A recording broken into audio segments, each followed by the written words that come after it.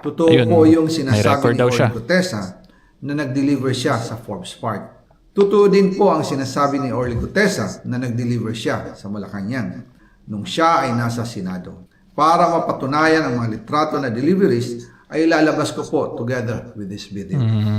So ang reaction ko lang po talaga is that kailangan muna natin tingnan or ipakita din ni Congressman Zaldico kung ano ba yung laman ng mga maleta na to. Kasi hindi natin nakita, malay ba natin kung ano yung laman yan, di ba? Sana meron din po siyang actual ledgers, photos nung cash, nung pag-receive, saan galing yon, kung saan pinadala, sana na-picturean din niya yung recipient, yung lugar, para at least ma-trace or ma-pinpoint kung sino talaga yung receiving end. Kasi kailangan din yun mapakita sino yung tumanggap ng dirty money. Otherwise po, ang posibleng mangyari dito ay magmumukhang si Congressman Zaldico lang yung tumanggap, 'di ba, ng money or ng kickbacks. Pero at present, ang masasabi ko lang, itong pinakita niya ngayon is a good support dun kay Sergeant Orly Gutesa na statement sa Senado. Kasi ngayon, at least may nagpakita na si Congressman Zaldico na may semblance of truth yung sinabi doon ni Sergeant Orly Gutesa.